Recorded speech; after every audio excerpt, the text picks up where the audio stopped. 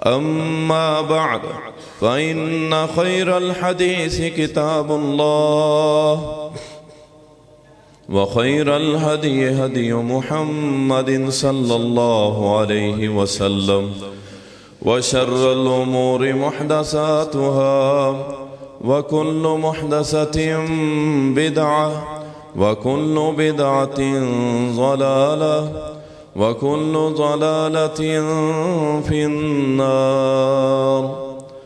क़ाल अल्लाहु सुब्हानहु व तआला अऊज़ु बिल्लाहि मिनश शैतानिर रजीम बिस्मिल्लाहिर रहमानिर रहीम। या अय्युहल्लज़ीना आमनू कुतिबा अलैकुमुस सियाम कमा कुतिबा अलल्लज़ीना मिन क़ब्लिकुम लअल्लकुम तत्तकून। अल्लाहुम्मा सल्लि अला मुहम्मदिन व अला आलि मुहम्मद कमा सल्लैता अला इब्राहीम व अला आलि इब्राहीम इन्नका हमीदुम मजीद। अल्लाहुम्मा बारिक अला मुहम्मदिन व अला आलि मुहम्मद कमा बारकता अला इब्राहीम व अला आलि इब्राहीम इन्नका हमीदुम मजीद।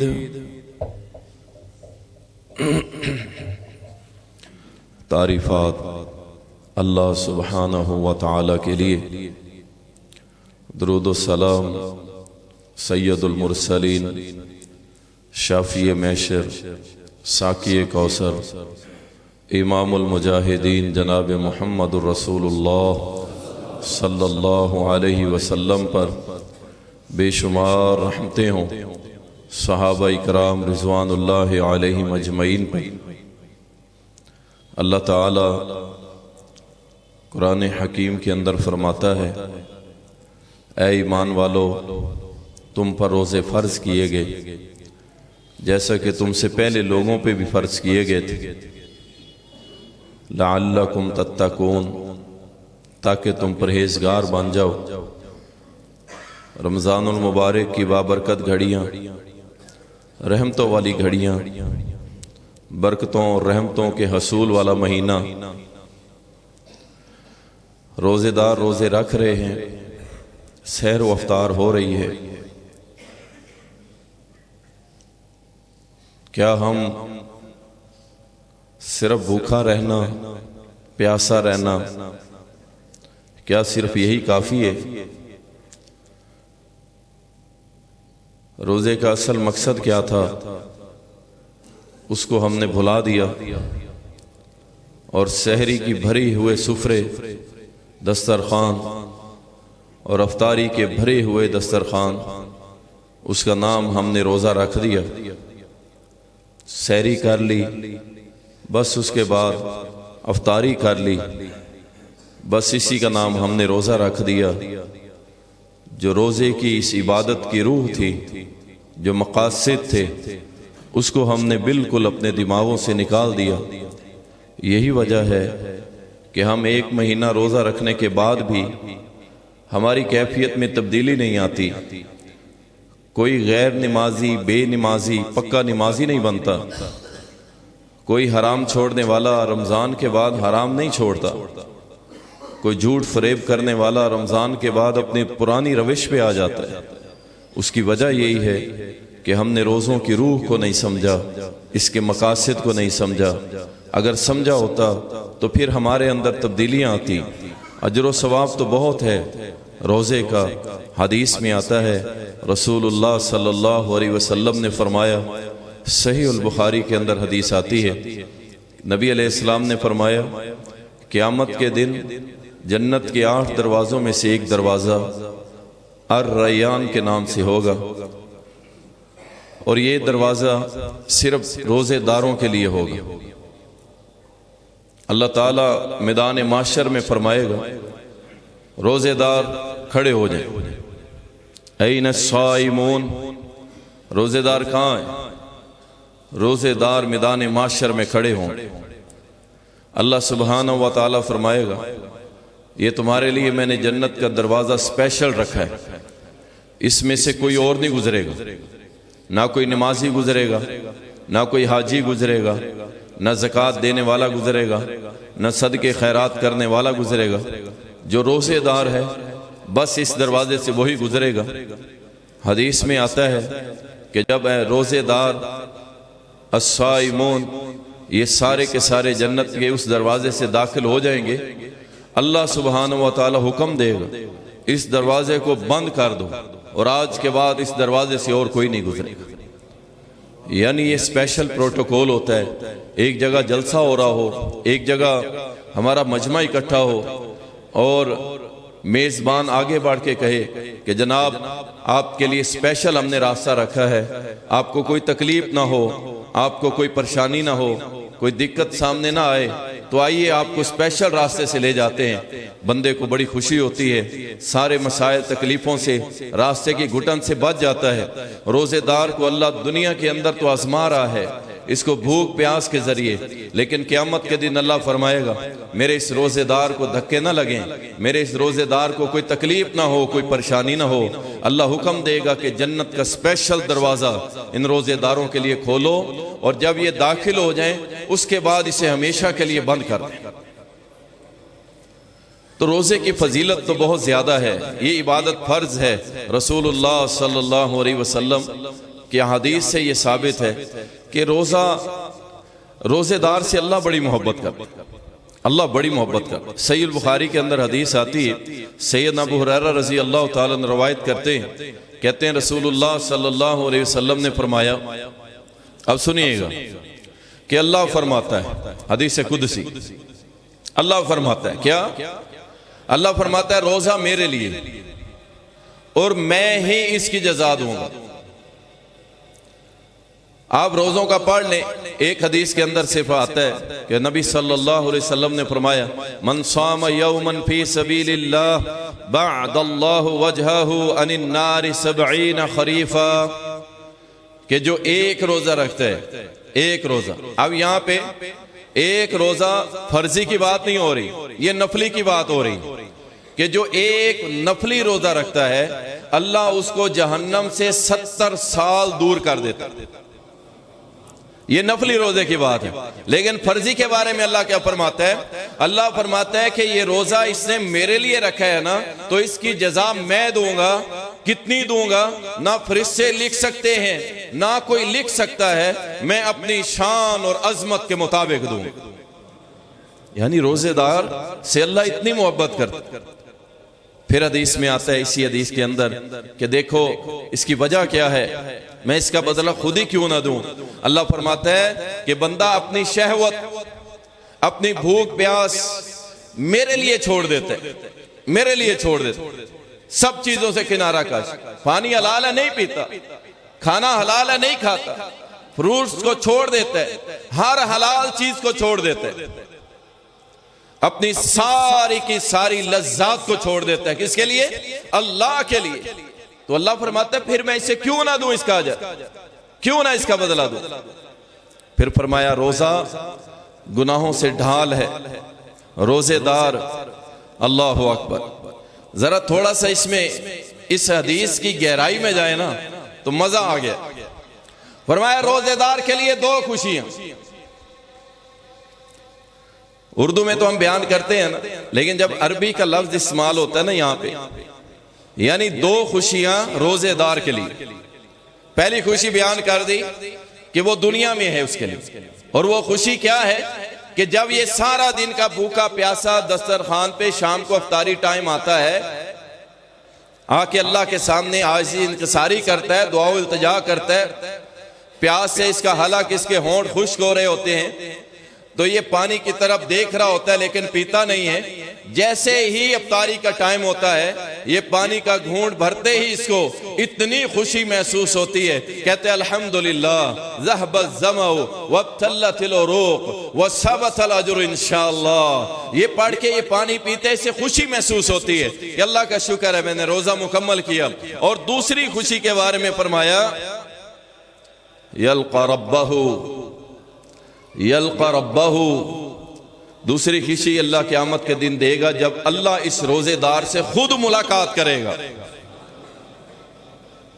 वो कैसी खुशी होगी जब अल्लाह बुलाएगा, मेरा बंदा, मेरा रोजेदार बंदा आए, मेरी रोजेदार बंदी आए। यल्क़ा रब्बहू, अल्लाह उससे मुलाकात करना चाहता है और इस रोजेदार को अल्लाह सुब्हानहू व तआला सामने खड़ा करके मुलाकात करेगा।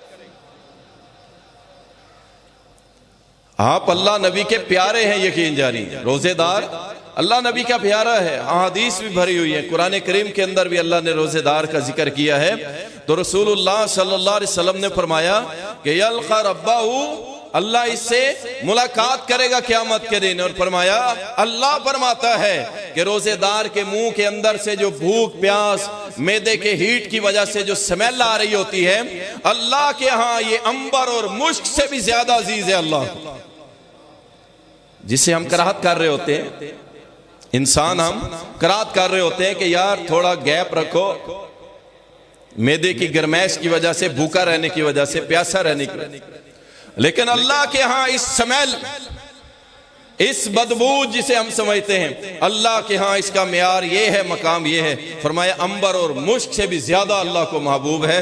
रसूलुल्लाह सल्लल्लाहु अलैहि वसल्लम ने फरमाया, मन साम रमज़ान ईमानन वहतिसाबन गुफिर लहू मा तक़द्दम मिन ज़ंबि, जिसने रोजा रखा ईमान के साथ एहतसाब करते हुए, अल्लाह ताला उसके पिछली जिंदगी के गुनाहों को माफ फरमा देते हैं। ये चंद एक हदीस मैंने सामने रखी है कि रोजे की फजीलत भी बड़ी है और ये फर्ज इबादत है रोजा। इसमें जो गुंजाइश शरीयत ने दी है उसके अलावा कोई गुंजाइश नहीं है। लेकिन याद रखें, हर इबादत का एक मकसद होता है। इन्नस्सलात तन्हा अनिल फ़हशाइ वल मुनकर, नमाज कायम करो, नमाज बेहयाई और बुराई से रोकती है। ज़कात दो, तुम्हारे माल को पाक करती है। अल्लाह के बंदो, इस रोजे के भी मकासद हैं। ये रोजा क्या करता है और डिमांड क्या है कि इसके जरिए हमने क्या हासिल करना है? तो सबसे पहले तक़वा, लअल्लकुम तत्तकून, ताकि तुम मुत्तकी हो जाओ, परहेजगार हो जाओ। परहेजगार किसे कहते हैं?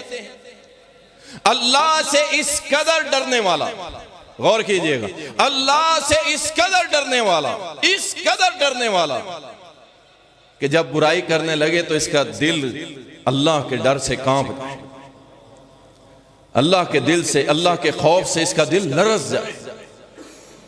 अल्लाहु अकबर। कल ही किसी ने क्लिप भेजा एक शेख का, तो वो कह रहे थे कि अरबों के यहाँ मैं सफर करता था नौजवानों के साथ, जो दीनदार लोग थे, तो अपनी गाड़ी में एक लेटर रखते थे, आग जलाने वाला। तो कहते हैं मैंने पूछा भी आप सिगरेट तो नहीं पीते, ये लेटर किस लिए रखा हुआ है? कहते हैं मुझे जवाब दिया उन्होंने, ये लेटर हमने सिगरेट पीने के लिए नहीं रखा हुआ, बल्कि हमने गाड़ी में इसलिए रखा हुआ है कि जब कभी हम अल्लाह की नाफरमानी का सोचते हैं तो इस लेटर को जला के इसके ऊपर उंगली को रखते हैं और फिर अपने दिल को, अपने आप को समझाते हैं कि तुझसे एक लेटर की आग बर्दाश्त नहीं होती, अल्लाह की जहन्नम की आग कैसे बर्दाश्त करे?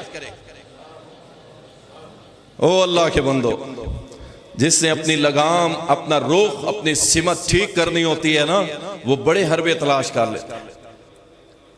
परहेजगार सैयदना उमर ने फरमाया था ना, किसी ने पूछा तकवा क्या है? कहा सुनो, तकवा ये है कि तुमने कपड़े पहने हो, खारदार रास्ता हो, कांटे हो, और उसमें से अपने आप को समेट के कपड़ों समेत बचा के निकल जाओ, ये परहेजगारी है। एक तरफ जिना आम हो, एक तरफ फहाशी आम हो, झूठ का फितना हो, धोखा ही धोखा हो, हर दूसरा शख्स मुनाफिक हो, उसमें अपने आप को, ईमान के लिबास को समेट के सिमट कर उसमें से निकल जाना, ये परहेजगारी। कि जहां जाते हैं फहाशी और यानियत हमारे सामने खड़ी, शादी में जाओ तब, बाजारों में जाओ तब, यूनिवर्सिटी में जाओ तब, कॉलेजेस में जाओ तब, जहां भी जाओ आंख उठा के शरीफ बंदा सफर ही नहीं कर सकता, सब कुछ खत्म कर। इन सारी चीजों से बच के निकलने वाला है मुत्तकी, परहेजगार। लअल्लकुम तत्तकून, रोजे का पहला मकसद यह है कि परहेजगार बन जाओ, कि जब भी अल्लाह की नाफरमानी करने लगो तो सोच लो अल्लाह की पकड़ बड़ी सख्त है। इंशाअल्लाह ताला इस रमजानुल मुबारक में हम पूरी कोशिश करेंगे इंशाअल्लाह, रोजे का ये मकसद हासिल करेंगे इंशाअल्लाह कि अल्लाह हमें मुत्तकी बना, अल्लाह हमें मुत्तकी बना। इसी तरह परहेजगारी, तकवा, बगैर देखे अल्लाह से डर। हदीस में आता है अब्दुल्लाह इब्ने उमर रजी अल्लाह ताला अन्हुमा, उनके गुलाम नाफे रजी अल्लाह ताला कहते हैं हम एक सफर में मदीने से निकले, पहाड़ी पे गए, वहां जाके थोड़ा सफर किया, खाने का वक्त हुआ। अब्दुल्लाह इब्ने उमर रजी अल्लाह अन्हुमा ने हुक्म दिया दस्तरखान लगाओ। हमने दस्तरखान लगाया, खाना लगाया। गर्मी ज्यादा थी, हम साए में बैठे हुए थे एक जगह। एक चरवाहा, बकरियों का चराने वाला वो आया। बकरियों का एक अच्छा खासा रेवड़ है। जनाब अब्दुल्लाह रजी अल्लाह ताला ने फरमाया मेरे भाई आइए हमारे साथ दस्तरखान में शरीक होइए, खाना खाइए, आइए तशरीफ लाए। ज़र्फ देखो यार इन लोगों, कहाँ अब्दुल्लाह इब्ने उमर और कहां पे बकरियां चराने वाला। ये नहीं कहा इसको अलग बिठाओ, हैं?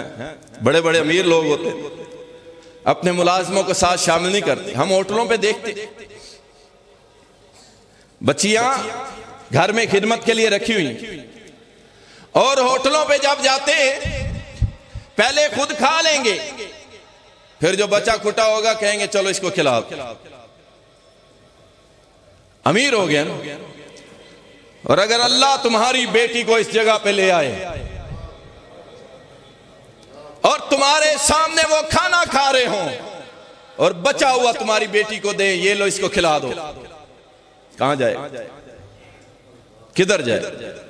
और अब्दुल्लाह इब्ने उमर रजी अल्लाह ताला, इसमें आप कभी ये ना महसूस कीजिएगा तंगी, आड़ यार ये कहां से आ गए, इसको साथ बिठा लो। नहीं नहीं, जनाब उमर ने सारी जिंदगी अकेले रोटी नहीं खाई। कहते थे जाओ मदीने में से एक दो मिस्कीन ले आओ, उनको मेरे साथ बिठाओ। आपने हमेशा मिस्कीनों को साथ बिठा के रोटी खिलाई, वरना नहीं खाते थे, खाना ही नहीं खाते थे। अल्लाह के बंदो कभी ये दिल के अंदर तंगी महसूस नहीं करनी। अफ्तारियां चल रही हैं, दावतें हो रही हैं कि कोई ऐसा मैला कुचैला आ गया, यार ठीक है उसको समझाया जा सकता है, सिखाया जा सकता है। अब्दुल्लाह इब्ने उमर रज़ी अल्लाह ताला ने फरमाया बकरियों को चराने वाले आ, हमारे साथ बैठ के खाना खाइए, मेरा भाई मुसलमान आ जा। कहने लगा जनाबे हजरत सरदार, जो भी उसने लफ्ज इस्तेमाल किया, सैयदी, मेरा रोज है, मेरा रोज है। अब्दुल्लाह इब्ने उमर रज़ी अल्लाह ताला हैरान हो गए, खाना हाथ से छूट गया, इतनी गर्मी की शिद्दत, और बकरियां भी चरा रहे, और गर्मी भी अरब की। तेरा रोज है? अर्ज की हाँ जी मेरा रोज है। अब्दुल्लाह इब्ने उमर रज़ी अल्लाह ताला अनुमा खड़े हुए, कहा चलो इसके इम्तिहान लेते हैं, बड़ी बात, इतनी गर्मी में रोजा रखा और बकरियां चरा रहे। अब्दुल्लाह इब्ने उमर रज़ी अल्लाह ताला अनुमा ने कहा अल्लाह के बंदे, एक इन रेवड़ में से एक बकरी मुझे दे दो, मैं इसकी कीमत अदा करता हूं और उसका गोश्त बनाऊंगा और उस गोश्त में से तुझे हिस्सा दूंगा, जाके अफ्तारी भी कर ली, अफ्तारी कर ली। अल्लाह अकबर। कहने लगे कि जनाब ये बकरियां मेरी नहीं, मेरे सरदार की है। कहा सरदार को कैसे पता लगेगा, छोड़ सरदार को। कह दी भेड़िया उठा के ले गया। जब ये बात की ना अब्दुल्लाह रज़ी अल्लाह ताला ने, तो वो बकरियों का चरवाहा कहने लगा ऐन अल्लाह, ऐन अल्लाह, 3 मरतबा ऊंची ऊंची आवाज से कहने लगा ऐन अल्लाह, ऐन अल्लाह। अल्लाह कहां है? फिर अल्लाह कहां है? क्या वो मुझे नहीं देख रहा? क्या वो मुझे नहीं देख रहा कि मैं अल्लाह के होते हुए अपने दुनिया के मालिक के साथ गद्दारी करूं और उसकी अमानत में खयानत करूं? ये कैसे हो सकता है? ऐन अल्लाह। ये कहते हुए ना उसे पता ही नहीं सामने वाला कौन है।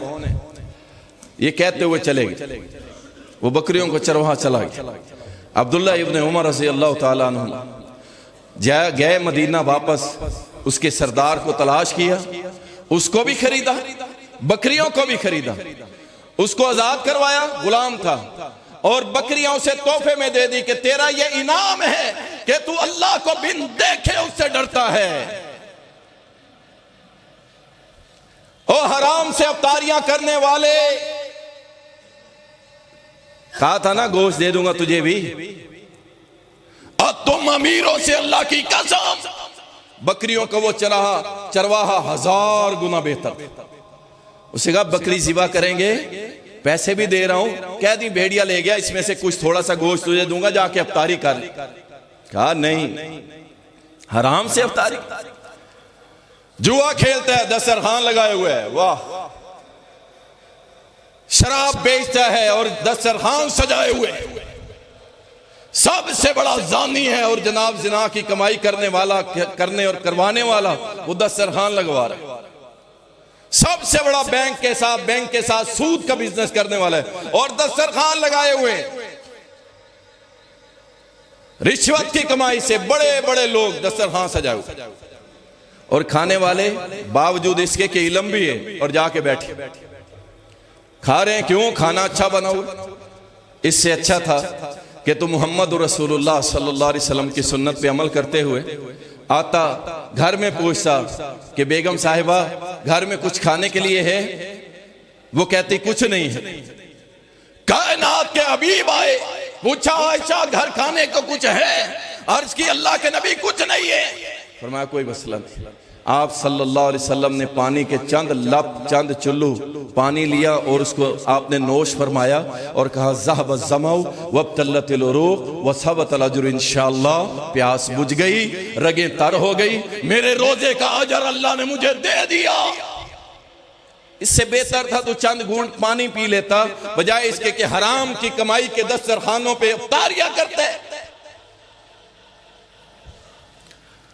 रोजे का मकसद लअल्लकुम तत्तकून, अल्लाह तुम्हें परहेजगार बनाना चाहता है, अल्लाह तुम्हें अपनी जात से डराना चाहता है कि लोगों जब भी तुम अल्लाह की नाफरमानी करने लगना, डर जाना, इस बात से डर जाना कि अल्लाह सुब्हानहू व तआला तुम्हें देख रहा है। इसके बाद दूसरा मकसद अपने नफ्स की तरबियत कर, अपने नफ्स की तरबियत, ख्वाहिशात पे काबू पाए। ये अजीम मकसद है रोजेदार। देखे ना, अब कंट्रोल में बैठे, आपको यहाँ पे कोई जाफरान लगा के कोई शरबत पिलाए ना, आप कहेंगे नहीं। क्यों? रोका हुआ ना अपने आप, अपने नफ्स को काबू किया हुआ कि अल्लाह की नाफरमानी नहीं करूंगा। और यही तो काबू करना है नफ्स को। आपको कोई शरबत पिलाए आप नहीं पिएंगे, दुनिया का महंगा तरीन फ्रूट आपके सामने रखे आप नहीं खाएंगे, आपके सामने दस्तरखान के ढेर लगा दें, आप कहेंगे नहीं यार मैं रोजेदार हूं, मेरे रब का हुक्म है, ना खाना है ना पीना है। ये क्या है? ये अपने नफ्स को काबू करना है। और इस रोजे का मकसद यही है कि जब तुम्हें कोई बुराई की तरफ बुलाए, अल्लाह की नाफरमानी की तरफ बुलाए, तो हमने अपने नफ्स को काबू रखना है कि नहीं नहीं, अल्लाह ने मना किया है लिहाजा मैं इस पे अमल नहीं करूंगा। अपने नफ्स को कंट्रोल करना, ये रोजे का मकसद। व अम्मा मन खाफ मकाम रब्बिही व नहा नफ्स अनिल हवा फ़इन्नल जन्नत हियल मअवा। जो अल्लाह के सामने खड़ा होने से डर गया, व नहा नफ्स अनिल हवा, और अपने नफ्स को ख्वाहिशात से रोक के रखा। ये बेलगाम घोड़ा है आपका नफ्स, आपको ऐसा चक्कर देगा, ऐसा चक्कर देगा, आप हैरान रह जाएंगे। आपके दिल में ये ख्वाहिशात के अंबार लगा देगा। उसको देख, उसकी कोठी और बंगले देख, उसके बच्चे देख कितने अमीर कबीर हैं, कैसे बड़ी बड़ी गाड़ियों में फिरते हैं। और छोड़ तो 1000 रुपए मजदूरी कमा के जनाब तो हराम रास्ते पे चल, देख रातों रात अमीर हो जाएगा। हमने क्या करना है? हमने अपने नफ्स को रोक के रखना है कि नहीं, अल्लाह की नाफरमानी है, मैं भूखा रह लूंगा लेकिन अल्लाह की नाफरमानी नहीं करूंगा। अल्लाहु अकबर। देखें इस्लाम में हमें ये सबक दी है, अपने नफ्स को रोक के रखे। बस जिसने ये कंट्रोल कर लिया ना, यकीन जाने उसका मकाम आप समझ ही नहीं सकते। ये नबियों का काम है, नबियों का, अपने नफ्स को कंट्रोल में रखना। नहीं करूंगा, ये उछालेगा, उजागर आपको उठाएगा, कर अल्लाह की नाफरमानी, नहीं करूंगा। इंशाअल्लाह ये सबक याद रखेंगे जी। इंशाअल्लाह हमारा नफ्स हमें मजबूर करे अल्लाह की नाफरमानी पे, हम नहीं करेंगे, हम इनकार करेंगे। रोक के रखो, रोक के। नौजवानों तुम बड़े कीमती, पूरी दुनिया परेशान है, परेशान कि पाकिस्तान में नौजवानों की तादाद बहुत ज्यादा। लेकिन मुझे वो जुमले जो 25 साल पहले मैंने सुने थे आज भी मेरे कानों में पड़ते हैं, तो मैं कहता हूँ वो काफिर अपनी बात के पक्के हैं और हम मुसलमान उसके जाल में फंस चुके हैं। कि जब इंदिरा गांधी और उसकी बेटी सोनिया गांधी ने कहा था कि हमें पाकिस्तान से लड़ने की जरूरत नहीं है, क्यों लड़ते हो, क्यों जंगे करते हो, हम इसके हर नौजवान की जेब और हर नौजवान के घर के अंदर पहुंच जाएंगे। हम खुद ये लड़ने के काबिल नहीं रहेंगे। जिहाद, अल्लाह की राह में लड़ना, जाम शहादत नोश करना, अपने आप को गाजी बनाना, ये सब भूल जाएंगे। भूल गए कि नहीं? घर में पहुंच गया कि नहीं? मोबाइल तुम्हारे हाथों में है, तुम्हारे दिमाग, तुम्हारी आंखों, तुम्हारे रस, एक एक रग में, एक एक रेशे में वो बस चुके। अल्लाह अकबर। अल्लाह के बंदो रोको अपने आप को, तेरी शान अल्लाह के यहां बड़ी है, तेरा मकाम अल्लाह के यहां बड़ा है। नौजवान अपने नफ्स को रोक के रख। अगला मकसद रोजे का, आपका अखलाक, किरदार, उसकी इस्लाह कर। देखें, एक शख्स नमाज पढ़ता है, रोजे रखता है, हज करता है, ज़कात देता है, लेकिन उस इबादत का असर अपने ऊपर नहीं लेता, अपनी इस्लाह नहीं करता, इसका मतलब है वो आदत कर रहा है, इबादत नहीं। जब इबादत करोगे फिर जिस्म पे नजर आएगा इस्लाम, दीन, तकवा, अल्लाह का डर, खौफ, ये सब कुछ नजर आएगा। याद रखिए, अगर हमने रोजे रखने के बाद भी हमारे मिजाज वैसे ही हैं, हमारे मुंह से गाली नहीं गई, हमारे मुंह से झूठ फरेब नहीं गया, हमारा वो मिजाज की तंगी, लोग दुआ सलाम नहीं करते हैं, अब बंदा ही बड़ा खुश है, आप ये ना समझे मेरी तारीफ हो रही है। अगर आपकी वजह से आपके इलाके वाले ये कहने पे मजबूर हो गए कि बंदा बड़ा खुश्क है, इससे दुआ सलाम नहीं करनी, तो फिक्र करे मेरे भाई, कहीं अल्लाह आपको जहन्नम में ना फेंक दे। ये छोटी सी बात नहीं। लोग आपसे मिले, खुश हो जाए, कहें यार लेना देना नसीब से है, कारोबार नसीब से है, लेकिन जब इस बंदे से मिलते हैं ना, दिल बाग बाग हो जाता है। यकीन जानिए अल्लाह जन्नत में दाखिल कर दे। ये खुशकी वाला काम जो है ना, इसको खत्म करें। रोजे रखें। रोजेदार के लिए जरूरी है कि वो अपनी मिजाज की सख्ती को दूर करे, अपने गुस्से को कंट्रोल में लाए और अपने आप को मोमिन बनाए। वो नबी सल्लल्लाहु अलैहि वसल्लम ने फरमाया, जिसे देख के अल्लाह याद आ जाए उसके मोमिन होने की गवाही दे। अल्लाह अकबर। इसी तरह अगर कोई शख्स दगाबाजी करता है, झूठ बोलता है, अल्लाह के नबी सल्लल्लाहु अलैहि वसल्लम ने फरमाया, फलैसा लिल्लाहि हाजतुन, वो भूखा रहे, प्यासा रहे, अगर झूठ से बाज नहीं आया, रोजा रख के, फरेब धोखे से बाज नहीं आया, लोगों को फिर भी चक्कर दे रहे, दुकान पे बैठा हुआ 2 नंबर चीजें बेच के 1 नंबर कह के 2 नंबर दे रहे, अब बाजार सज गए ना, चांदी लग गई कारोबारियों की। अल्लाह और बरकत दे, हम इनकार नहीं करते, लेकिन जिन्होंने पहले तैयारी कर रखी है कि इस बार मुसलमानों को जलील करना है, उनके माल को लूटना है, 2 नंबर काम करना है और लोगों को जनाब घर जाके उनको आंसू बहाने पे मजबूर करना है, याद रख दिया तेरा बेड़ा गर्क हो जाएगा। इस ऐसे रिस्क से मौत अच्छी है, यकीन देखे ना। आज जितनी महंगाई का दौर है, एक गरीब बेटी एक सूट लेने के लिए, यकीन करें, अच्छा सूट नहीं ले सकती, नहीं खरीद सकती। कितनी बेवा खवातीन बैठी, कितने उनके यतीम बच्चे बैठे। अल्लाह अकबर। और वो कहीं से पैसे कोई आए, कोई इमदाद करे, कोई हेल्प करे, और वो पैसे लेके जाए, चलो मेरे बेटे जो हैं, ये मेरे बच्चे छोटे छोटे यतीम बच्चे, ये अच्छा सूट पहन लेंगे, कोई जूता पहन लेंगे। गए अपनी इस्तात के मुताबिक लेके आए, और जब घर आए उन्होंने सूट खोला। आपको अंदाजा है आपने कितना बड़ा जुर्म किया है? आप इमेजिन नहीं कर सकते आपने क्या कर दिया। उनकी खुशियों को बर्बाद। आप खुश रह जाएंगे, आप खुश रह जाएंगे।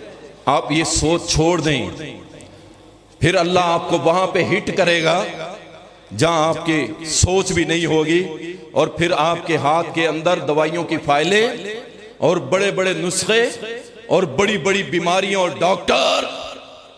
फिर तुम मौलवी साहब को कहोगे दुआ करो, यतीमों को कहोगे दुआ करो, लेकिन जो तूने जुर्म किया है ना कि उसकी खुशियों पे पानी फेर दिया, अल्लाह सारी जिंदगी तुझे खुशियां अता नहीं करेगा। रोजे का मकसद अपनी इस्लाह है, अपने किरदार की इस्लाह है। एक और मकसद सबर बर्दाश्त रोजा सिखाता है। अल्लाह के यहाँ सबर करने वालों के लिए बेशुमार अजर है। सबर सिखाता है रोजा, बर्दाश्त, इसकी अमली मशक। देखे ना रसूलुल्लाह सल्लल्लाहु अलैहि वसल्लम ने फरमाया, अगर तुमसे कोई लड़ाई करने आता है रोजे की हालत में, उसे कह दो इन्नी साइम, यार मैं रोजेदार हूं, यार मैं लड़ना नहीं चाहता, मेरा रोजा, मैं नहीं लड़ता। सबर करना सिखाया। हमारे मुआशरे में सबर ही खत्म हो गया। थोड़ी सी बात होती है भाई उसका सर फाड़ दिया, थोड़ी सी बात होती है गोली मार देते, थोड़ी सी बात होती है जनाब अगले कहते हैं मेरी इंसल्ट हो गई है, उसको कुछ ना कुछ उसका तोड़ के फिर ये खुश होता है, हाँ अब मुझे सबर आया है। अब कौन सा सबर? वो भी जेल के अंदर गया, वो भी जेल के अंदर गया, 6 महीने 8 महीने 10 महीने जेल काट के बाहर आया, और बाहर आके ना उससे बड़ा बदमाश बना। सबर रोजा सिखाता है जी, सबर। और रोजा अल्लाहु अकबर, कुरान मजीद से ताल्लुक मजबूत करना रोजे का मकसद। मैं मुख्तसर कर रहा हूं, बातें कुछ और भी करनी है, टाइम हमारे पास थोड़ा है। रोजे का एक मकसद कुरान से ताल्लुक जोड़। देखें ठीक है पूरा साल गलती हो गई, नहीं पढ़ सके कुरान, कोई बात नहीं, निदामत इख्तियार करें, अल्लाह से तौबा करें, माफी मांगे कि या अल्लाह मुझसे गलती होगी, सुस्ती होगी। हाँ जी मांगेंगे इंशाअल्लाह कि अल्लाह सुस्ती होगी पूरे साल। अब कुरान उठा ले, कुरान उठा ले, इसको पढ़ना शुरू करें। जब फुर्सत मिले कुरान उठाएं, शुरू कर दें। खुसूसन दुकानदार हज़रात, खुसूसन दुकानदार हज़रात जिनका अपना काम है, भाई काम करो फिर कुरान शुरू कर दो, काम करो फिर कुरान करीम शुरू कर दो, फिर काम करो, सारा दिन कुरान पढ़ो।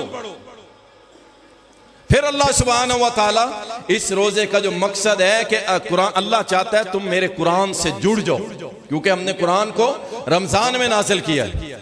मेरे कुरान से जुड़ जाओ। रोजे का मकसद दुआ। देखें पूरा साल खुसूसन, मैं इसमें बिल्कुल नहीं चाहता, खुसूसन अहले हदीस दुआ के मामले में बड़ा कमजोर है।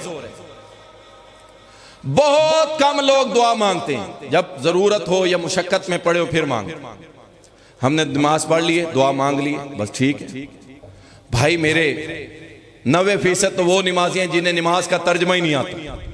उसने क्या मांगा है उसे पूछ लो, सुबहान रब्बियल आला का क्या माना है, उसे पता ही नहीं। याद रखो रसूलुल्लाह सल्लल्लाहु अलैहि वसल्लम ने फरमाया, इनफरादी तौर पे अगर कोई फर्ज नमाज के बाद दुआ मांगता है, वो कबूलियत का वक्त होता है, अल्लाह उसकी दुआ जरूर कबूल करता है। रमजान में सबसे अहम इबादत दुआ है। रज के अल्लाह से मांगो, जितना मांग सकते हो मांगो। कैसे मांगो? लो आपके जामिया रहमानिया के अंदर एक बंदा मुझे कहता जी मैं उम्रे पे पहुंच गया। मैंने कहा तू कैसे चला गया? गरीब बंदा, रेडी लगाता है स्क्रैप की, समझ कुछ भी नहीं उसके पास। तो मुझे कहता जी मैं उम्रे पे चला गया। बड़ी बात है माशाल्लाह, चलें जी अल्लाह कबूल फरमा। फिर खुद ही बताया उसने, कहा 15-20 दिन पहले आपके पास 2 नौजवान बैठे थे और वो आपसे सवाल कर रहे थे, उम्रा करने जा रहे हैं, कैसे उम्रा करें, कैसे करना है, क्या तरीका है, वहां करना है, कैसे करना है, ihram पहनना है, क्या ममानियात हैं, क्या अहकामात है, पूछ रहे थे। वो आपसे पूछ रहे थे और मैं अल्लाह से दुआ कर रहा था कि या अल्लाह सिर्फ पैसे वाले ही उमरा करन जाते ने, या अल्लाह सिर्फ पैसे वाले जाते हैं, पैसे वाले। मुझे भी नहीं पता, साथ ही बैठे हुए थे, मुझे भी नहीं पता। कहते अल्लाह ने 15 दिन के अंदर मेरा बंदोबस्त करके मुझे उम्रे पे पहुंचा दिया। दुआ करो ना फिर इस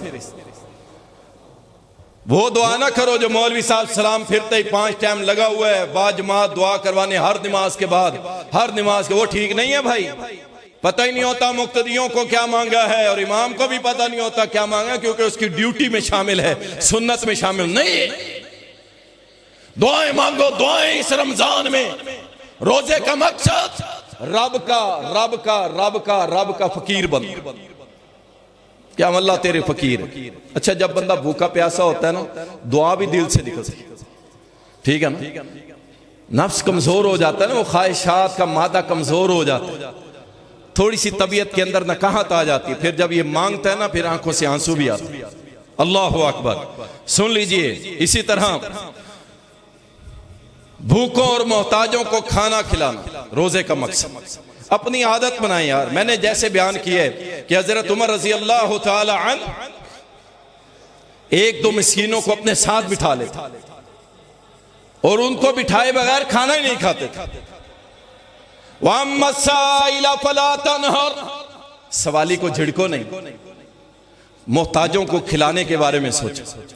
इतना बड़ा अजर है, आप सोच भी नहीं सकते। मोहताजों को खिलाओ, रोजे का मकसद मिस्कीनों को खिलाओ। कुछ नहीं खिला सकते ना, 3 खजूरें, थोड़ा सा पानी आप तकसीम करना शुरू कर दें। 2 बोतलें, 3 बोतलें, जितना आपको तौफीक है। 3 खजूरें, पानी। अरबों के यहां तो ये आम है ना, यकीन कर। वो तो चौकों चौराहों पे खड़े होते हैं ढेर ले, पानी की बोतलें और खजूरें। कोई फ्रूट लेके खड़ा है, कोई चीज लेके खड़ा है, चलती गाड़ी भाई, गाड़ी की गाड़ी भर देते हैं लोग। यार हमारी खजूर से ये रोजा अफ्तार कर, ये जज्बा हमारे अंदर क्यों नहीं है? हम नहीं कहते लाखों लगाओ, बड़े बड़े दस्तरखान सजाओ, नहीं, ताकत कोई मसला नहीं। आप कम से कम ये तो कर सकते हैं ना, ये तो कर सकते हैं कि चलें आज मैंने 3 खजूरें या 5 खजूरें या 7 खजूरें लेके निकलना है। 1-2 भाई जो रोजे अफ्तार करने लगेंगे उनको मस्जिद में ही पकड़ा दूं, ये अफ्तारी का हौसला ही नहीं है, तरबियत ही नहीं है। मिस्कीनों और मोहताजों को खिलाने की तरबियत ही नहीं है। हमारा मिजाज, हमारी रियासत ने भी ऐसा बना दिया कि जो आओ अपने पेट में डाल लो। हमारे हुक्मरान भी ऐसे और हम भी ऐसे, सारे ही ऐसे हैं। सिर्फ हुक्मरानों का मसला नहीं है, हमारा भी यही मसला, जो आए पेट में डाल, किसी दूसरे को नहीं देना। तो रोजे का मकसद मोहताजों की खिदमत करना है और उनके काम आना है। अल्लाह ताला हम सबको रोजे के सही मकासद जो है उस पर अमल करने की तौफीक अता फरमाए। ज़कात के बारे में कुछ गुजारिशात हैं, इसको सुन लीजिए। देखें, दीन जो है वो तहकीक का नाम है। तो जैसे जैसे जदीद मसाइल सामने आ रहे हैं, उलमा कुरान और सुन्नत की रोशनी के अंदर मसाइल जो है वो वाज़े कर रहे।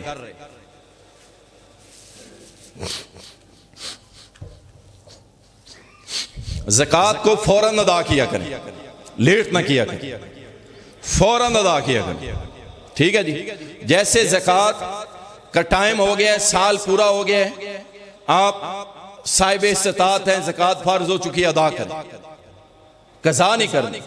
कितने ही लोग हैं जिनके पास खाते में लिखी हुई है ज़कात कि मेरी ज़कात इतनी बन गई है, देते नहीं है। कहते हैं जी मैंने ज़कात उधार ले ली है।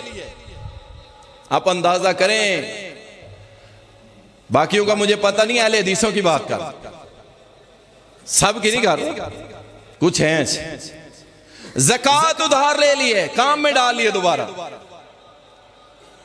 और मैं ऐसा ऐसा करके ये ज़कात अदा कर दूं। यार हीले देखो, हम तो दूसरे दोस्तों को रोते थे, यहां पे अपने घर के अंदर भी शुरू हो।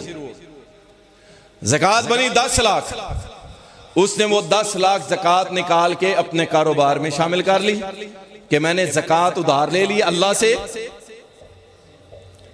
इन्ना लिल्लाहि व इन्ना इलैहि राजिऊन।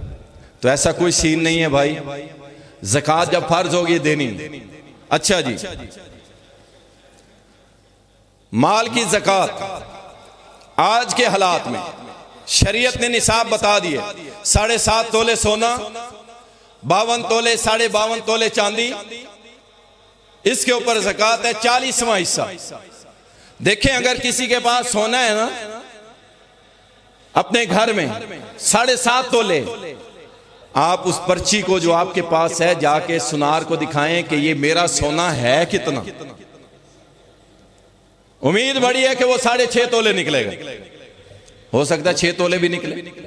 आप खुश हैं कि मेरी पर्ची पे 7.5 तोले, लिहाजा ये 7.5 तोले, जबकि वो 7.5 तोले नहीं होता, उसके अंदर बहुत कुछ सुनार साहब ने डाला होता है। आपको 7.5 तोले की पर्ची बना दी, आप खुश हैं मैं 7.5 तोले का मालिक हूं, ज़कात भी दे रहे हैं। भाई जाके चेक करवाओ पर्ची कि भाई चलो सोना ना ले जाए, हालात ऐसे हैं भाई, यहां तो बंदा महफूज ही कोई नहीं है। रियासत सत्तू पी के सोई हुई, पता नहीं कितना कुछ बना दिया, फिर भी गली मोहल्लों के अंदर कत्ले आम हो जाता है, गली मोहल्लों के अंदर चोरी डकैती हो रही है, पकड़ के चलो 1 मिनट लगता। तो भाई 7.5 तोले सोना ना लेके जाएं, आप वो पर्ची ले जाएं कि जनाब ये मेरा सोना है कितना, वो आपको बना के बता देंगे। अगर वहां भी 7.5 तोले है फिर आप साहिब निसाब। इसी तरह 52 तोले चांदी, 52.5 तोले चांदी वो आपके पास है तो आप पे ज़कात फर्ज।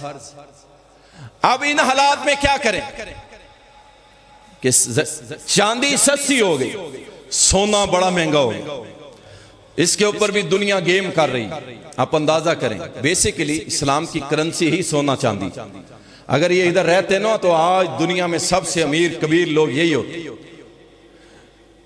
तो आज उलमा का यही मौक़िफ़ है जदीद मसाइल के अंदर कि बेहतर और अफजल यही है कि 52.5 तोले चांदी के बराबर अगर आपके पास पैसे हैं और इजाफी पैसे हैं, आप उसके ऊपर ज़कात दें। अगर हम चले जाते हैं सोने पे तो सोना 5 लाख प्लस है, 7.5 तोले के बराबर पैसे बहुत कम लोगों के पास होंगे, फिर गुरबा मसाकीन सारे के सारे रह जाएंगे। कोई शख्स कहता मैं 7.5 तोले पे दूंगा, 50% लोग नीचे आ गए, है ही नहीं 7.5 तोले से, वो देगा ही नहीं। तो भाई 52.5 तोले चांदी जिसके पास है उसके मसावी पैसे हैं तो वो ज़कात देगा। अफजल और बेहतरीन अमल यही। मेरे अल्फाज पे गौर किया कर, मैं कोई वो हुक्म जारी नहीं कर रहा होता, बल्कि आपको वो रास्ता बता रहा होता हूं जो अल्लाह के यहां इंशाअल्लाह ताला महबूब अमल हो, बेहतर यही। इसी तरह माल की ज़कात कैसे दें? माल की ज़कात देखें, गाय की ज़कात गाय की शक्ल में देते हैं ना, बकरियों की ज़कात बकरी की शक्ल में देते हैं, 40 बकरियां 1 बकरी दे दो, ठीक है जी। इसी तरह ऊंटों की ज़कात है, ऊंटों की शक्ल में देते हैं। तो जो माल की ज़कात है वो माल की शक्ल में दें। ये जो है ना राशन देना, फलां चीज देना, फलां चीज देना, तो याद रखें जमहूर उलमा के करीब ये ठीक नहीं है। जमहूर उलमा ये फरमाते हैं कि आप ज़कात दें, माल की ज़कात माल की शक्ल में दें, इल्ला के जिसको ज़कात दे रहे हैं उसको जरूरत हो, यानी उसे जरूरत है कपड़ों की, जूती की, किसी और चीज की जरूरत है, आपको पता है, तसल्ली है, तो चले उसको उस शक्ल में आप कर सकते हैं। अगर आपको पता नहीं है, आप कहते हैं मैंने 500 बैग राशन बनाने और ज़कात की शक्ल में देने, भाई अगले बंदे को दवाई चाहिए, उसके पाँव में जूती नहीं है, उसको पहनने के कपड़े नहीं है, उसके बच्चे भूखे बैठे, उसके बच्चों को कुछ और जरूरत, आप कहें नहीं मैंने राशन देना है, तो शरीयत ने आपको कोई इख्तियार नहीं दिया। आपको अगर सामने वाला कन्फर्म नहीं है कि इसको क्या जरूरत है, आप पैसे ही देंगे। माल की ज़कात माल की शक्ल में, ना कि राशन की शक्ल में। ये हमारे यहां ट्रेंड चल पड़ा ना, भाई ये तेरा माल नहीं है, क्यों नहीं समझते इस चीज को, ये ज़कात देने वाला जो ज़कात दे रहा है ये इसका माल नहीं है। तूने राशन देना है अपनी जेब से दे, जितना मर्जी दे, ये ज़कात का माल तेरा नहीं है, ये उस मुस्तहिकीन का है। वो मसारिफ जो 8 अल्लाह ने कुरान में बयान किए, ये माल उनके हैं, उनको दे और माल की शक्ल में दे। इसी तरह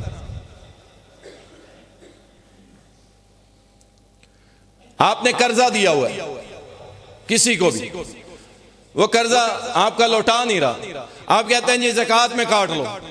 बिल्कुल गलत, बिल्कुल गलत भाई। वो तो डूबी हुई रकम है, आपको पता ये निकलनी नहीं है। जो निकलनी नहीं है वो अल्लाह के खाते में, बड़े सियाने हो। डूबी हुई रकम अल्लाह के खाते में, क्योंकि वापस नहीं आनी। अच्छा भाई ज़ेड खाते में डाल, ज़कात कर दो, बस खत्म। ये दे नहीं रहा, ज़कात में डाल। क्यों? उसकी ज़कात आप दें ना, जब वो आपको मसूल हो जाए दे ज़कात उसकी। बस नहीं मसूल हो रहा, आप ज़कात ना दें। जो आपके पास है इसकी ज़कात है, वो तो डूबी हुई रकम है, वो तो मिलनी नहीं। ये जो तरीकाकार है ये बिल्कुल ठीक नहीं, बिल्कुल ठीक नहीं कि डूबी हुई रकम को ज़कात की मद में डाल देना, और यही बात सही और दुरुस्त है। अल्लाह अकबर। इसी तरह मेरे भाई घर की गाड़ियों पे कोई ज़कात नहीं।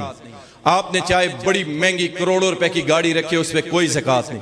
आपका घर 10 करोड़ 20 करोड़ 50 करोड़ का है, उस पर कोई ज़कात नहीं, उस पर कोई ज़कात नहीं। आपके पास रहने के लिए जितनी जमीन है वो उस पर 2 कनाल में विला है, 4 कनाल में, कोई मसला नहीं, कोई ज़कात नहीं है। हाँ आपने तिजारत के लिए जमीन रखी हुई, तिजारत के लिए, उस पे ज़कात है, उस पे ज़कात है। वो जब बिकेगी आप उसकी ज़कात अदा कर देंगे, 1 साल की अदा कर। आप कहते हैं 5 साल प्लाट नहीं बिका, 10 साल नहीं बिका, अगर मैं उसकी ज़कात देता हूं तो मेरे पास कुछ बचता ही नहीं है, तो मेरे भाई उसकी 1 साल की ज़कात दे दें, इंशाअल्लाह ताला आपकी तरफ से अदा हो जाएगी।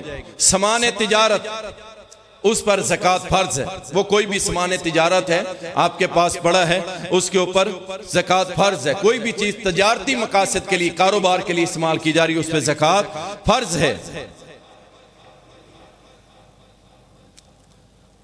इसी तरह कुछ लोग मुलाजिमीन को ज़कात देते हैं, जरा गौर कीजिएगा इस बात पे। अच्छा उन्हें कहते हैं तुम्हारी तनख्वाह बढ़ा दी, और तनख्वाह बढ़ाते हैं ज़कात में से। अब ये क्या कर रहे हैं, ज़कात के पैसे दे के मुलाजिम से काम करवा रहे और उस काम के जरिए वापस कमा रहे, ज़कात वापस। समझ रहे हैं बात को? मुलाजिमीन को जिनसे किसी किस्म का नफा आने का अंदेशा हो, उनको ज़कात नहीं दी जाएगी छुप छुपा के। हाँ वो मकरूज है, उसने किसी का कर्जा देना है, उसके घर में मसाइल हैं, तो फिर उसे बता के दिया जाएगा कि भाई ये ज़कात के अच्छा लेने वाले कई भाई होंगे यहां भी बैठे होंगे, देखें लेने में आड़ ना समझा करें, कोई मसला नहीं। अल्लाह ने आपके लिए तोहफा भेजा, आपने मांगा थोड़ी है। हदीस में आता है कि अगर कोई बिन मांगे दे उसे वापस न लौटाया करो, क्योंकि वो अल्लाह ने तुम्हारे लिए तोहफा भेजा। तो जिनके ऊपर ज़कात लेना फर्ज है ले सकते हैं, उनको शर्माना नहीं चाहिए। ये देने वाला जो है, जो ऑनर है अपने मुलाजिमीन को देखता है उसके ऊपर कर्ज है, उसे बुलाता है, उसे बड़े प्यार से तमोज, ये नहीं ये पकड़े ज़कात दे रहा हूं ले जा, रवैये है ना। उसे बिठाए समझाए कि भाई अल्लाह ने कुरान में 8 मसारे बयान किए हैं, लिहाजा ज़कात में से कर्जा भी अदा हो सकता है। तो इस साल ऐसे करते हैं, मैं आपका कर्जा उतार देता हूं, इसके बदले मुझे कुछ नहीं चाहिए। मैं ये नहीं कहूँगा अब तू मेरा पाबंद हो गया, 5 साल काम करेगा, 10 साल करेगा, मुझे छोड़ जाएगा तो बाद में तुझे ताने दूंगा, ऐसा कुछ नहीं है। मैंने ज़कात तो देनी है, मैं आपका कर्जा उतार रहा हूँ, इसमें मुझे कोई अजर नहीं चाहिए सिवाय अल्लाह सुब्हानहू व तआला से, तुझसे मुझे कुछ नहीं चाहिए। तो ये मुलाजिमीन के साथ ये रवैया इख्तियार करना चाहिए। इसी तरह एक मसला है और बड़ा सवाल ये सर उठा रहा है, मैंने थोड़ी तहकीक की है इसके ऊपर। अल्लाह अकबर, ख़वातीन जो जेवर इस्तेमाल करती, क्या इसके ऊपर ज़कात है? जब इसमें थोड़ी तहकीक की तो देखें उसमें इख्तलाफ जरूर है। जो सहाबा, मैं छोटे लेवल की बात नहीं कर रहा, सहाबा की बात कर रहा, जो सहाबा इस मौक़िफ़ पे कायम थे कि जो ख़वातीन सोना इस्तेमाल करती हैं उस पे ज़कात नहीं है, उनमें कौन कौन है? अब्दुल्ला इब्ने उमर, आयशा बिन्त अबी बकर, अब्दुल्ला इब्ने अब्बास, जाबिर बिन अब्दुल्ला रजी अल्लाहु अन्हुम। इनका यह मौक़िफ़ था। ये कहते थे कि जो औरत इस्तेमाल कर रही है सोना, ये तो इस्तेमाल की चीज है, जैसे घर इस्तेमाल कर रहे हैं, गाड़ी इस्तेमाल कर रहे हैं, बंगला इस्तेमाल कर रहे हैं, फार्म हाउस इस्तेमाल कर रहे हैं, तो ये इस्तेमाल कर रहे हैं, लिहाजा इस पे कोई ज़कात नहीं। जो सोना तिजारत में इस्तेमाल होगा या रखा हुआ है सरमाया बना के, उसमें ज़कात होगी। इनका मौक़िफ़ ये है। इसी तरह इमाम मालिक रहमहुल्लाह, इमाम शाफी, इमाम अहमद बिन हम्बल रहमहुमुल्लाह, इनका भी यही मौक़िफ़ था। और दूसरी तरफ अब्दुल्ला इब्ने मसऊद रजी अल्लाह ताला, अब्दुल्ला इब्ने अमर बिन आस रजी अल्लाह ताला, इन दो सहाबा का भी ये मौक़िफ़ था कि जो सोना औरत इस्तेमाल करती है उसकी ज़कात देगी। सोना सोना है, निसाब पूरा हुआ, ज़कात देगी। अब पहले तो हम यही बात मुसलसल करते चले आ रहे हैं, सवाल उठता है ना, फिर उसकी तहकीक में चीजें सामने आती हैं। इस पे बड़े बड़े अरब उलमा का भी मौक़िफ़ मौजूद है, लेकिन मैंने बात सहाबा की इसलिए की। एक हदीस पेश की जाती है, रसूलुल्लाह सल्लल्लाहु अलैहि वसल्लम तशरीफ लाए, एक औरत खड़ी थी, उसके हाथ में 2 कड़े थे सोने के। आपने फरमाया इसकी ज़कात देती है तू? अर्ज की नहीं अल्लाह के नबी मैं नहीं देती। फरमाया क्या तू इस चीज को पसंद करती है क़यामत के दिन अल्लाह तुझे आग के कड़े पहनाए, इसकी ज़कात दिया कर। उसने वो दोनों कड़े उतारे, कहा अल्लाह के नबी ये मेरी तरफ से अल्लाह के नाम पे कबूल करें, ये सारे ही ज़कात लें। अब ये हदीस पेश की जाती है, लेकिन इस पे भी इख्तलाफ है कि ये हदीस सही नहीं है, कलाम है इस पे।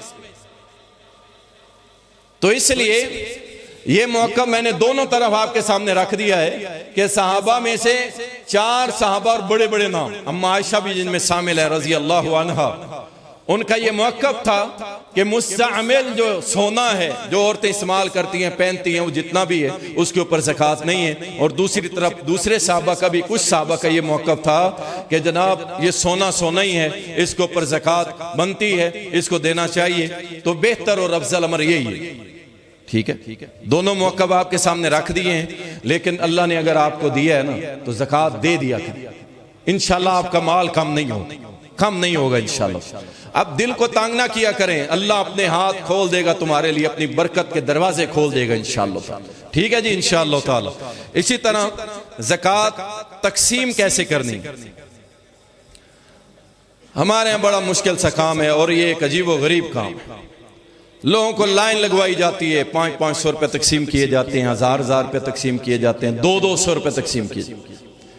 मेरा नहीं ख्याल कि मोहम्मद रसूलुल्लाह सल्लल्लाहु अलैहि वसल्लम ने कुछ ऐसा किया हो।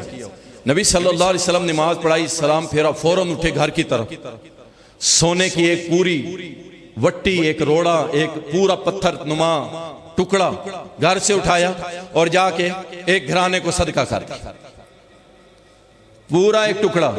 एक जगह हजरत सलेमान फारसी के बारे में आता है कि वो टुकड़ा उनको दिया था कि जाओ जो बकिया हिसाब किताब है तेरे मालिक के साथ उसको दे के आजादी हासिल कर। यानी आप ज़कात अगले बंदे को इतनी दें ताकि वो कुछ अरसा के लिए उसकी दाद रसी हो, उसका घर चल जाए, वो कुछ स्टैंड ले ले, कुछ मजबूत हो जाए, बजाय 100 रुपए दे रहे हैं। इन्ना लिल्लाहि व इन्ना। तो ज़कात देने का ये तरीका ठीक नहीं। ज़कात का यही तरीका बेहतर है कि आप किसी एक को दें, उसको खड़ा करें, उसको मजबूत करें। अल्लाह ताला हम सबको सही माना में ज़कात अदा करने की तौफीक अता फरमाए, कमी बेशी अल्लाह ताला माफ़ फरमाए। व आखिरु दवाना अनिल हम्द।